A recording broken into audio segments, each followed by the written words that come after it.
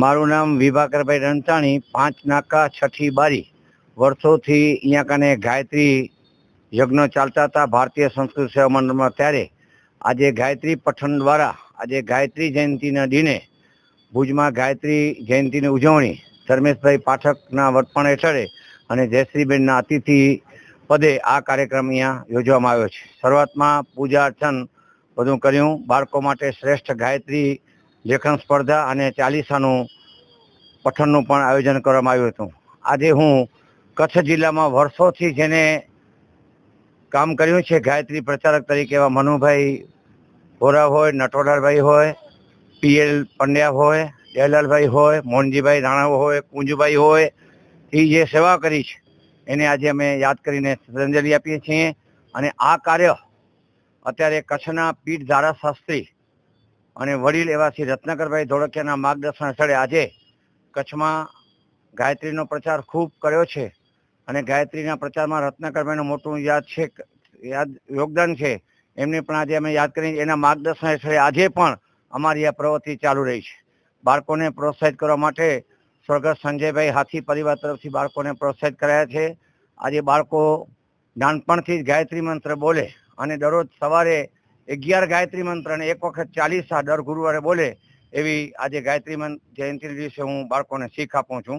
આજના પ્રસંગે ધર્મેશભાઈ, હસીશભાઈ અંતાણી, જયશ્રીબેન હાથી તેમજ દર્શનાબેન મુનશી વગેરે જે સેવા આપી છે એમનો હું આભાર માનું છું. આપણા માધ્યમ દ્વારા હું આજે ગાયત્રી જયંતિના દિવસે શુભેચ્છા પાઠવું છું. આવતીકાલે ભીમ 11 છે, એની વિશેષ શુભેચ્છા સાથે હું આપ સૌને અભિનંદન આપું છું. આપણી વૈદિક સંસ્કૃતિ અને સનાતન ધર્મમાં ગાયત્રી જયંતિનું ખૂબ જ મહત્વ છે.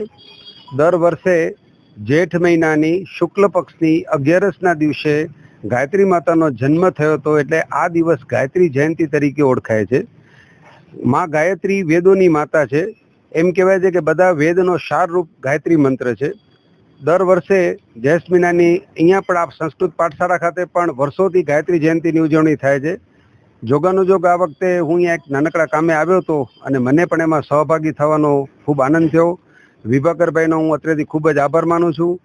સંસ્કૃત પાઠશાળા હેઠળ વિભાકરભાઈ આપણી વૈદિક સંસ્કૃતિ અને સનાતન ધર્મની પરંપરાના દરેક પ્રસંગો, દરેક પર્વ ખૂબ જ ભક્તિભાવથી ઉજવે છે. ખૂબ ખૂબ ધન્યવાદ.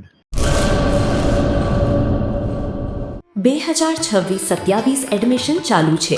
ઓછા અભ્યાસે ઝડપી નોકરી મેળવવાની સુવર્ણ તક.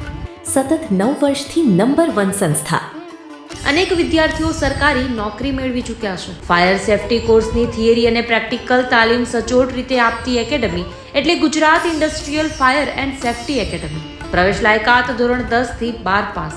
આપ સૌ વાલીઓ અને વિદ્યાર્થીઓના સહકારથી સતત નંબર 1 રહેલી સંસ્થા 8 વર્ષ પૂર્ણ કરી 9મા વર્ષમાં મંગલ પ્રવેશ કરે છે. ભવિષ્યના ઘડતર અને સારી નોકરી મેળવવા આજે જ સંપર્ક કરો Gujarat industrial fire and safety academy, બીજા માળે રાષ્ટ્રભાષા ભવન, બસ પોર્ટની સામે, ભુજ, કચ્છ. સંપર્ક 9737296001 8155030882.